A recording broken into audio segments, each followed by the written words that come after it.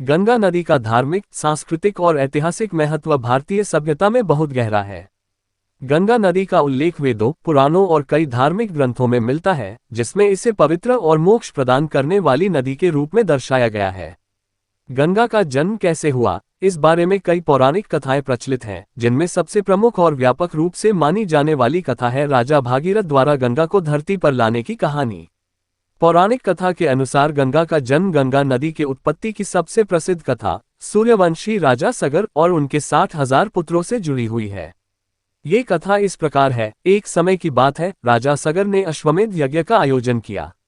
इस यज्ञ में एक घोड़ा छोड़ा जाता था और वह जहां जहां जाता, वहां के राजाओं को राजा सगर की अधीनता स्वीकार करनी होती थी। इस यज्ञ के माध्यम से राजा सगर पूरे आर्यावर्त भारत पर अपने साम्राज्य का विस्तार करना चाहते थे। इंद्र, जो देवताओं के राजा थे, को इस यज्ञ के सफल होने पर अपनी शक्ति खोने का भय था। उन्होंने राजा सगर के यज्ञ के घोड़े को चुराकर पाताल लोक में ले जाकर ऋषि कपिल मुनि के आश्रम में बांध दिया। राजा सगर के 60,000 पुत्रों ने घोड़े की खोज में पूरे पृथ्वी पर भ्रमण किया और अंततः कपिल मुनि के आश्रम में उसे पाया। उन्होंने सोचा कि कपिल मुनि ही घोड़े की चोरी के दोषी हैं। जब उन्होंने कपिल मुनि पर आक्रमण करने की कोशिश की तो मुनि ने अपनी तपस्या में विघ्न पड़ने पर क्रोध में आकर उन्हें शाप दिया और सभी 60,000 पुत्र वहीं भस्म हो गए। राजा सगर का वंश समाप्त होने के खतरे में आ गया, क्योंकि उनकी आत्माओं को मोक्ष नहीं मिला था और वे पाताल लोक में ही फंसी रह गईं।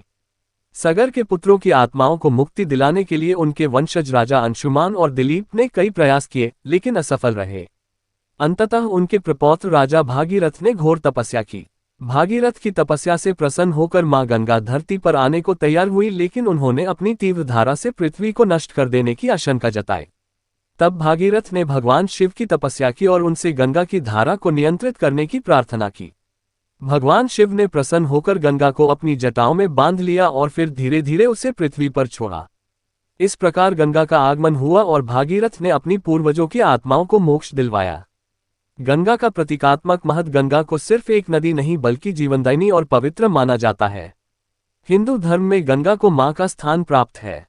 उसका जल मोक्षदायक माना जाता है और हर धार्मिक अनुष्ठान में उसका उपयोग किया जाता है।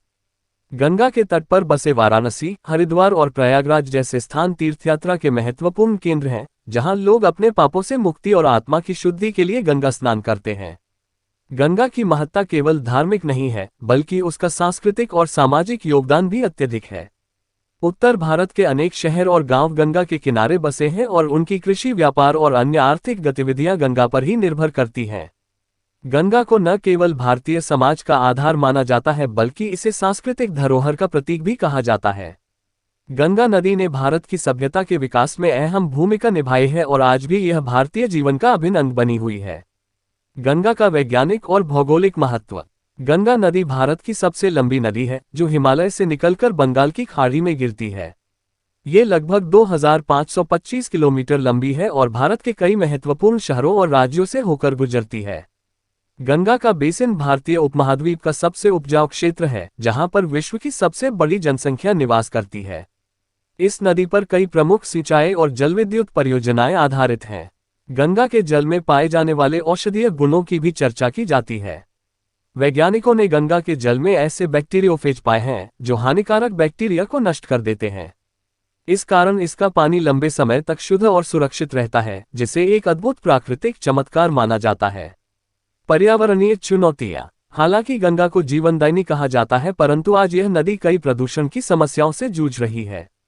औद्योगिक कचरा, घरेलू अपशिष्ट और धार्मिक अनुष्ठानों के कारण गंगा का जल प्रदूषित हो रहा है। इस समस्या से निपटने के लिए भारत सरकार ने नमामि गंगे परियोजना शुरू की है, जिसका उद्देश्य गंगा को स्वच्छ और सुरक्षित बनाना है।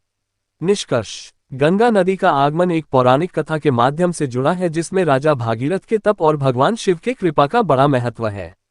गंगा न केवल धार्मिक दृष्टिकोण से महत्वपूर्ण है, बल्कि उसका भौगोलिक, सांस्कृतिक और वैज्ञानिक योगदान भी अपार है। आज गंगा को सुरक्षित और स्वच्छ बनाए रखने के लिए सामूहिक प्रयास की आवश्यकता है, ताकि आने वाली पीढ़ियां भी इस पवित्र धरोहर का लाभ उठा सकें।